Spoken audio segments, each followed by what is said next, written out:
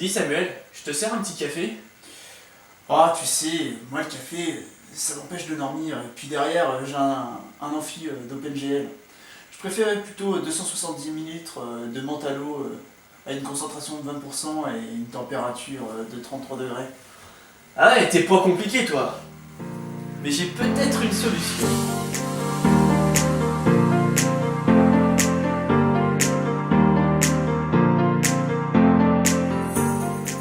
Bon bah puisque t'es exigeant, tu vas voir le robot doseur qu'on a fabriqué.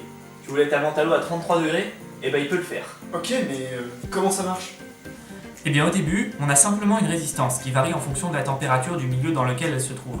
C'est avec ça qu'on va contrôler la température de notre boisson. Regarde, on commence par envoyer un léger courant dans notre résistance. Du coup, on va récupérer une tension qui variera en même temps que la température. Comme cette tension est très faible, on va l'amplifier un peu avec ce petit montage. Puis, comme on aimerait bien qu'elle vaille 0 pour une température de 0 degré, on va la raboter avec ce qu'on appelle un montage soustracteur. Et puis, comme les variations ne sont toujours pas bien grandes, on amplifie une nouvelle fois jusqu'à ce qu'on obtienne la dynamique idéale pour notre mesure. Oui, mais ensuite? Ensuite, eh bien, on fait un montage comparateur qui va regarder à la fois la température qu'on veut et celle de ta boisson. Si elle est trop basse, il la remonte un tout petit peu au-dessus de la température souhaitée, et puis quand elle a de nouveau trop diminué, il recommence, et puis ainsi de suite. D'accord, mais ce n'est pas un montage comparateur qui chauffe directement la solution, si? Non, il n'est pas assez puissant. C'est pour ça qu'il va juste commander un transistor, qui lui va commander un relais, qui allumera ou non la résistance de chauffe. Bon, ok, tu m'as convaincu. Mais je te rappelle que j'avais commandé une concentration de 20% dans mon sirop. Tu vas faire comment cette fois? Eh bah c'est pas beaucoup plus compliqué. On dispose d'une LED qui va envoyer de la lumière au travers de la solution. On enverra des impulsions lumineuses pour qu'elle soit plus puissante qu'une émission continue de lumière. Comme notre source d'impulsion n'est pas forcément très puissante, on lui fera simplement piloter un transistor qui alimentera la diode. De l'autre côté, on installe une photodiode qui recevra plus ou moins de lumière en fonction de la concentration de ta solution. On met un petit montage convertisseur courant-tension et le tour est joué. On récupère une tension qui représente notre concentration. Ah ouais, t'es malin quoi. Mais comment tu l'as fait augmenter ou diminuer ta concentration? Avec des électrovannes. Ce sont des petites pompes qui permettent de faire circuler des solutions et qui peuvent être vues d'un point de vue électronique comme des petits moteurs à courant continu. Après un traitement logiciel, une interface nous donne la commande d'ouverture ou non de ces vannes, c'est-à-dire la mise en route ou non de ces moteurs. Pour ça, il suffit d'ouvrir ou fermer un transistor MOSFET qui sert d'interrupteur. Il faut faire attention quand même, comme l'interface qu'on utilise est en collecteur ouvert, on est obligé de rajouter une résistance de pull-up. Ouais, c'est pas parce que mon sirop arrive dans l'eau qu'il est bien mélangé. T'inquiète, on a aussi prévu un système d'agitation.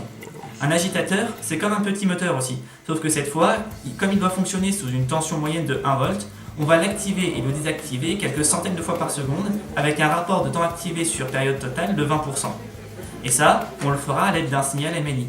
Bon, en pratique, comme on n'avait pas le transistor adéquat pour commander le moteur, on en a utilisé un qui était dans le pont H. Mais le principe reste le même, c'est celui d'un hacheur de type Buck. Pas mal en vrai, mais bon, comment je sais s'il va m'en faire 10 litres plutôt que 10 centilitres ton super robot là? J'ai dit qu'on a pensé à tout, même à un système de mesure du volume. En fait, c'est même assez simple, puisque pour connaître le volume, il suffit de connaître la masse. Tiens, regarde au lieu de faire le mec sceptique. Ça, tu vois, c'est ce qu'on appelle un pont de Wheatstone. Les 4 résistances que tu vois sont en fait des jauges de contrainte, c'est-à-dire qu'elles varient selon le poids. Comme cette variation est très faible, il faut que l'alimentation de ce pont soit très stable. C'est pour ça qu'on utilise un régulateur de tension. Mais bon, lui, il faut bien l'alimenter, et pour que ce soit bien stable, on va lui fournir du 10 volts.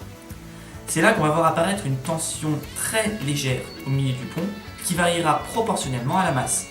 Ensuite, il faut la mettre à 0 quand la masse à peser est nulle, et c'est ce qu'on fait avec la résistance et le potentiomètre que tu vois là. Et une fois que c'est fait, on n'a plus qu'à amplifier cette tension. Pour ça, on utilise un ampli d'instrumentation. C'est assez pratique parce qu'on n'a besoin que d'une seule résistance pour choisir son gain. Par contre, à cause de l'alimentation, on peut avoir des petits soucis de précision. Donc on est obligé de fixer une tension de référence à l'ampli et le tour est joué. Ok, bah, présenté comme ça, c'est plutôt crédible. Et ça, c'est quoi? Ah, c'est l'interface logicielle de ton robot? Sympa. Alors, si je comprends bien, on indique à la machine le volume, la concentration et la température que l'on veut à partir de cette interface. Et celle-ci s'occupe toute seule de commander aux différents actionneurs. Elle doit aussi pouvoir récupérer la tension de chaque capteur à l'aide d'un convertisseur analogique numérique. À tous les coups, ça va fonctionner avec une machine d'état. C'est ça. On doit donc avoir un état qui permet de chauffer la boisson et d'autres qui permettent de verser nos différentes solutions. Et on lance la préparation avec ce bouton. T'as tout compris. Oh bah tu vois bien qu'en vrai, il était cool notre projet. J'en veux un chez moi. C'est quand la commercialisation? On y travaille.